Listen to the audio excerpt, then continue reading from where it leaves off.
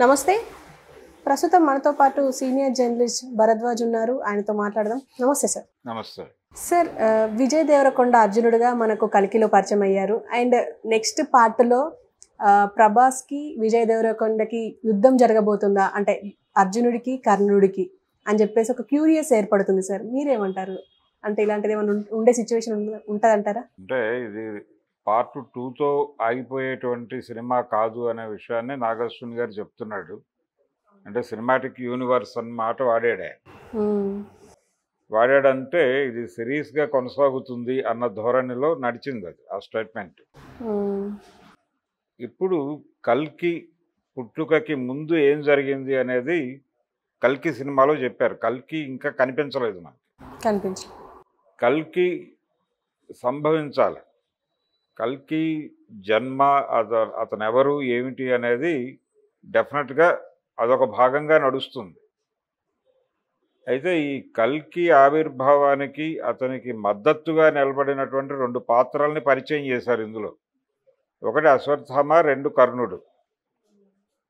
ఈ 2 పాత్రలు వాటి తాలూకా జీవితము అంటే ఇక్కడ ఆయనేమో చిరంజీవిగా అప్పటి నుంచి ఉంటాడు అశ్వత్థామ.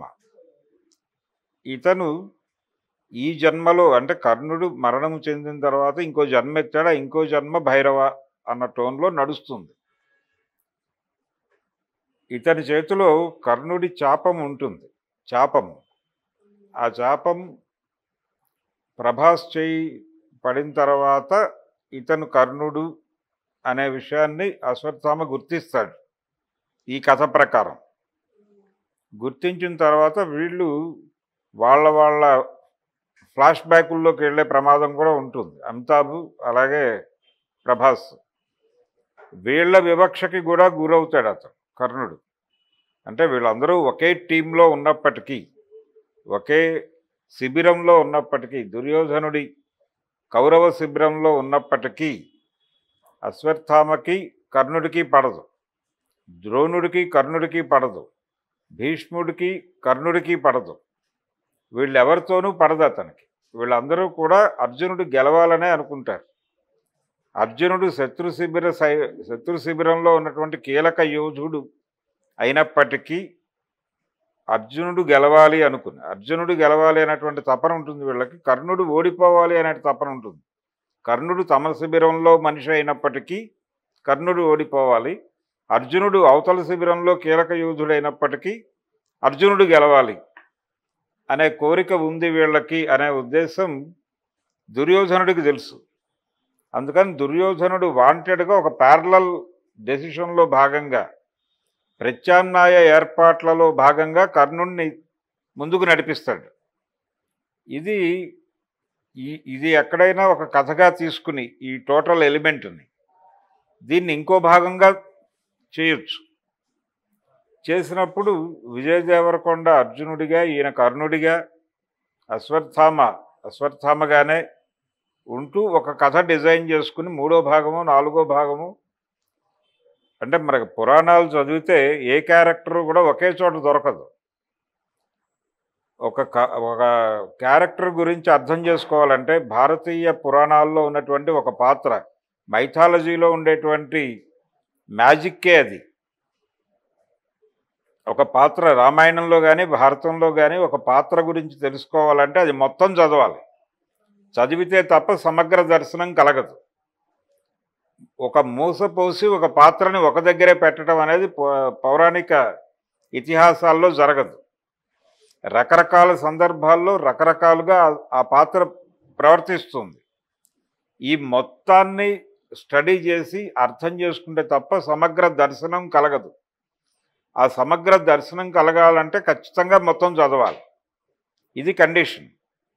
అందుకని ఈయన భారతీయ పౌరాణిక ఇతిహాసాలని ప్రాతిపదికగా తీసుకుని హాలీవుడ్ సిరీస్ లాగా, అంటే మార్వెల్ సిరీస్ లాగా అలా ఒక సినిమాటిక్ యూనివర్స్ నిర్మించాలి అనేటువంటి ఒక ప్రోగ్రాం ఉంది నాగేశ్వరికి. అందుకని ఏదో ఒక భాగంలో విజయ్ దేవరకొండ అర్జునుడిగా, ఈయన కర్ణుడిగా రకరకాలుగా తలబడేటువంటి అవకాశం ఉంది. ఇప్పటికే మనకి కర్ణ పాత్ర ప్రధానంగా కొన్ని సినిమాలు వచ్చాయి. శివాజీ గణేషన్ కర్ణుడిగా నటించినటువంటి మహారథి కర్ణ ఉంది. ఎన్టీ రామారావు గారు కర్ణుడిగా నటించినటువంటి అది దుర్యోధనుడు కూడా ఆయనే, కృష్ణుడు ఆయనే. త్రిపాత్రాభినయం చేసినటువంటి దానవేరు సూరకర్ణ ఉంది. దానవేరు సూరకర్ణలో కొంత ప్రత్యామ్నాయ తత్వశాస్త్రాన్ని చెప్పే ప్రయత్నం చేశాడు ఆయన ఎన్టీ రామారావు. శివాజీ గణేషన్ గారితో బిఆర్ పంతులు గారు తీసినటువంటి మహారథి కర్ణ ఉన్నది ఉన్నట్టుగా, అంటే భారతంలో ఉన్నదాన్ని వ్యాఖ్యానాల జోడింపు లేకుండా తీసే ప్రయత్నం చేశాడు ఆయన. అయితే అక్కడ కూడా కర్ణుడికి సంబంధించి కర్ణుడి జీవితంలో ఉన్నటువంటి రకరకాలుగా ఆయన వివక్షల వలన అనుభవించినటువంటి సఫరింగ్స్ అన్నిటినీ మాట్లాడే ప్రయత్నం చేశాడు. అందుకని కర్ణుడి క్యారెక్టర్లో ఒక హీరో తరహా ఎలివేషన్ దొరుకుతుంది. దాన్ని ఆలంబనగా తీసుకుని మహారథి కర్ణనో లేకపోతే దానవేరు సూరకర్ణనో ఒక ఇన్ఫ్లుయెన్స్గా పెట్టుకుని ఆ భాగం తీయచ్చు. తీసినప్పుడు ప్రభాస్ క్యారెక్టర్కి ఒక అనుకోని ఎలివెన్స్ వస్తుంది, ఒక రకమైనటువంటి ఎలివేషన్ వస్తుంది. ఇందులో విజయ్ దేవరకొండ క్యారెక్టర్ ఊరుకునే కనిపిస్తుంది, అర్జునుడిగా పరిచయం చేశారు అంతే. అలాగే కలిపురుషుడిగా కమల్ హాసన్ని పరిచయం చేశారు, కానీ వాళ్ళ స్క్రీన్ స్పేస్ చాలా తక్కువ. ఈ రెండు పాత్రలని ప్రధాన పాత్రలుగా మార్చి ఆయన 4వ భాగమో 5వ భాగమో ఆయన ఇష్టం డైరెక్టర్. ఆయన ఎలాగూ యూనివర్స్ అనే ప్రకటన చేసున్నాడు కాబట్టి ఆ యూనివర్స్లో ఏదో భాగంలో మళ్ళీ కర్ణ పాత్రలో ప్రభాసు, అలాగే అర్జున పాత్రలో విజయ్ దేవరకొండ, వీళ్ళిద్దరూ తలబడేటువంటి అవకాశం అయితే ఉంది. దానికి ప్రిపేర్ అయి ఉండడం మంచిది ప్రేక్షకులు. అతను ఈ సుమతిని, అంటే ఎవరైతే కల్కికి జన్మనిచ్చే తల్లి ఉందో ఆ తల్లిని అక్కడ నుంచి, అంటే కాంప్లెక్స్ నుంచి కాపాడి శంబల తీసుకెళ్ళిపోతారు. తిరిగి శంబల నుంచి ఆవిడని తీసుకెళ్ళి అక్కడ అప్పచెప్పే ప్రయత్నం, ఆ కాంట్రాక్ట్ ఒప్పుకుంటాడు అతను. అతని కోరిక ఏంటి? చాలా వరస్ట్ దిక్కుమాలిన జీవితం గడుపుతున్నాను నేను, దీని నుంచి ఒక బెటర్ లైఫ్లోకి ప్రమోట్ కావాలి అనేటువంటి కోరిక. ఈ కోరిక దళిత కులాల్లో ఉంటుంది న్యాచురల్గా, అందుకోసం వాళ్ళు ఏదో ప్రయత్నం చేస్తారు. ఆ ప్రయత్నంలో ధర్మాధర్మాలు వెతికి వాళ్ళని అధర్ములుగా చూపించి వాళ్ళని మరింత కిందకు లాగే ప్రయత్నం ధర్మం పేరుతోనే జరుగుతుంది. అగ్రకులాల వాళ్ళే చేస్తారు అది. ఆ ప్రయత్నంగానే చూడాలి ఇప్పుడు ఆ క్యారెక్టర్ మీద జరుగుతున్నటువంటి విమర్శ, అలాగే కర్ణుడి మీద జరుగుతున్నటువంటి ట్రోలింగు, ఇదంతా కూడా వీళ్ళు చేస్తున్న పనే. అందుచేత సినిమా పరంగా కర్ణుడి పరంగా బయట జరుగుతున్నటువంటి ప్రచారం వెనకాల ఉన్నవాళ్ళు ఎవరు అనేది చూస్తే ఖచ్చితంగా అగ్రకులాల వాళ్ళే అయి ఉంటారు. వాళ్ళు క్షత్రియ, అంటే మనకు వర్ణాశ్రమాల్లో బ్రాహ్మణ వైశ్య క్షత్రియ 3 కులాలు, మిగిలిన వాళ్ళందరూ శూద్రులే. ఆ కేటగిరీలో బ్రాహ్మలు, వైశ్యులు, క్షత్రియులు తప్ప మిగిలిన వాళ్ళందరూ శూద్రులే. పంచములు అనేటువంటి మరొక, అంటే ఈ 4 కాకుండా 5వ వర్ణం పంచములు అంటారు. ఇది ఎక్కడి నుంచి పుట్టుకొచ్చింది అనే దాని మీద రకరకాల పరిశోధనలు ఉన్నాయి.